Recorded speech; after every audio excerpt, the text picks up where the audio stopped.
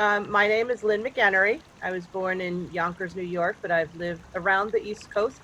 I live in Morristown, New Jersey for a long time now.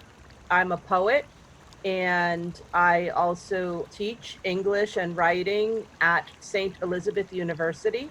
I love education and lifelong learning. I went there to school. I've been there since 1996, and I was a student there going to school full time and working full time. So I earned my bachelor's degree there and I earned my MFA in poetry from Drew University. When I first went to work at St. Elizabeth's, my job was in the Academic Success Center. So I coordinated tutoring for the students. In that job, I saw our international student services. I worked with another woman, and we started these groups called conversation circles. The students who were international students could come and speak with American students to work on their English and get to know people and stuff like that.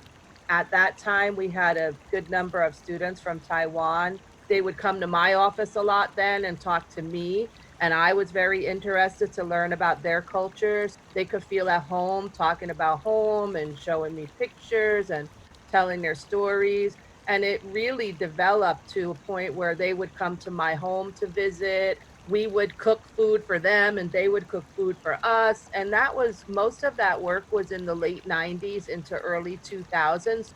Almost 20 years. There's three of the students that I still talk to in a regular way that we've kept connected over these 20 years, and it's really beautiful.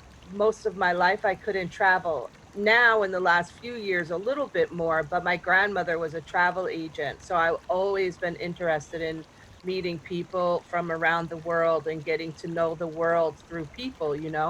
I've never been to Taiwan, but it's close in my heart. Once this COVID is gone, when I could travel again, that's one of the big places on the top of my list to go. There's two, I guess the three main parts of my life that have changed a lot is family, relation to family and friends, and then teaching, working, and then my own writing and creating.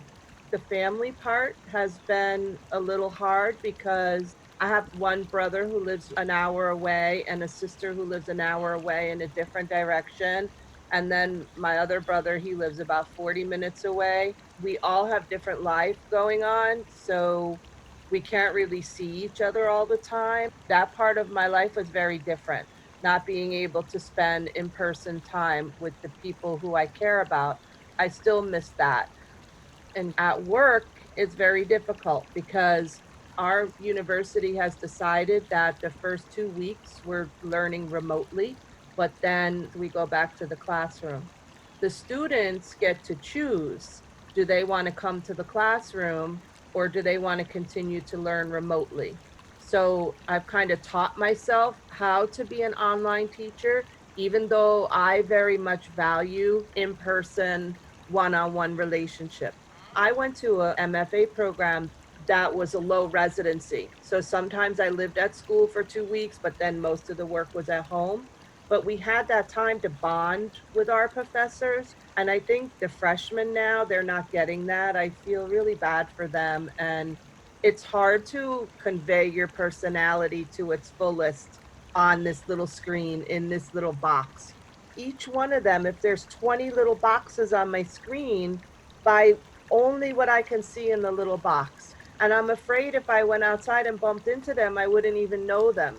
That part continues to be a challenge. And even when we go back into the classroom, I'm concerned for two things. One, I'm concerned about my own health and the health of my family. And then I'm concerned about my students' health. I understand they want to be in person getting their best education, but I also want them to be safe. They have a long life in front of them.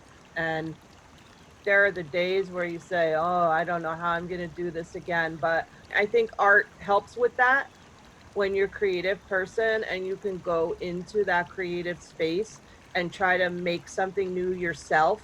To me, this is a real gift. This is a positive way to spend time, like listening to other poets and watching dancers perform on a Zoom meeting and There are all these ways that art can bring us beauty and grateful or appreciative. It can also help us understand those times, I think, when we do feel depressed or anxious or whatever, we can go into art for that too, right? I have 5 other women poet friends. We just were kind of talking at the pandemic. We've always been friends, but we've formed this tight group now where we have a group where we can text each other each day. We really can be honest with each other, where we have a safe place to say if I'm feeling depressed or I'm scared or whatever. And then there's other women in that group who will lift us up. We get internal creativity that's really good sometimes, can also make us think too much, about things that aren't so positive. So we help each other out. And we've actually started having Zoom meetings once a week where we're sharing our poems and talking about our poems to keep ourselves very active in our art. I have a lot of energy for that. During the COVID, more and more, I feel like in some ways the world has gotten bigger because every week I'm talking to people all over the world on Zoom, which is really positive and amazing. I'm doing poetry events that I wouldn't get to do with poets all over the United States and all over the world, and all of these really great collaborative art projects, which are close to my heart. All of that is the positive, and connect us this way. That is the positive. But the day to day is a challenge. There's really no end in sight. So it's balancing how to keep hopeful.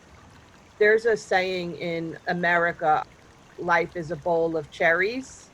It means everything is supposed to be sweet and beautiful, but nobody promised us that when we were born. Cherries have the pit, and sometimes life is like the pit, and it doesn't mean it's bad because the pit is what helps more cherry trees to grow. And that's kind of cliche, but it's a balance that I'm finding is kind of true.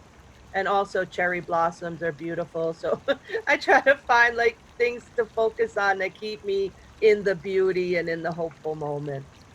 The pandemic has created possibilities for us that we didn't even tune into before in our day-to-day lives, like the way that time has kind of frozen in one way, but continues to go on in another way.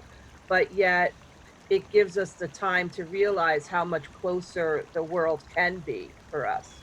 I'm grateful for doing projects like this, for bringing artists together who are doing all different kinds of things.